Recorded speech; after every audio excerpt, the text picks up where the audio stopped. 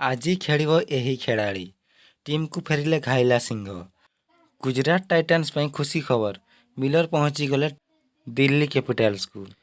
IPL 2023ରେ Gujarat ଟାଇଟାନ୍ସକୁ ଗୋଟେ ଭଲ batsman ଆସିଛି। ବ୍ୟାଟ୍ସମ୍ୟାନ୍ଟି ହେଉଛି କିଲର ମିଲର। ସେ ବାପସି କରିଛନ୍ତି। ସୋସିଆଲ ମିଡ଼ିଆରେ ସେ ନିଜ ଫଟୋ ସେୟାର କରିଛନ୍ତି। ଆଜି ଦଳରେ ଯୋଗ ଦେଇ ଆଜି 7:30ରେ Gujarat Titans versus Delhi Capitals ସହ ମୁକାବିଲା ହେବ। ଦକ୍ଷିଣ ଆଫ୍ରିକାର ଡେଭିଡ୍ ମିଲର ଗୁଜରାଟ ଟାଇଟାନ୍ସରେ ସାମିଲ ହୋଇଛନ୍ତି। ଆଜିର ମ୍ୟାଚ୍ ରୋମାଞ୍ଚକର ହେବ। ଆଜିର ମ୍ୟାଚ୍ରେ ବର୍ଷା ସାଜିପାରେ ବାଧକ। ତ ଆଜିର ମ୍ୟାଚ୍ରେ ବର୍ଷା ହୋଇପାରେ ବୋଲି ପୂର୍ବାନୁମାନ କରିଛନ୍ତି ୱେଦର ରିପୋର୍ଟକାଷ୍ଟ। ତ ଆଜିର କେମିତି ମ୍ୟାଚ୍ ହେବ ଦେଖିବା। 15 ଓଭର ହେବ ନା 10 ଓଭର ହେବ ନା 5 ଓଭର ହେବ।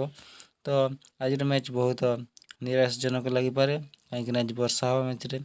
ଆଜି ବହୁତ ଗୁରୁତ୍ୱପୂର୍ଣ୍ଣ ମ୍ୟାଚ୍ ଥିଲା, ତ ଆଜି ବର୍ଷା ହୋଇପାରେ।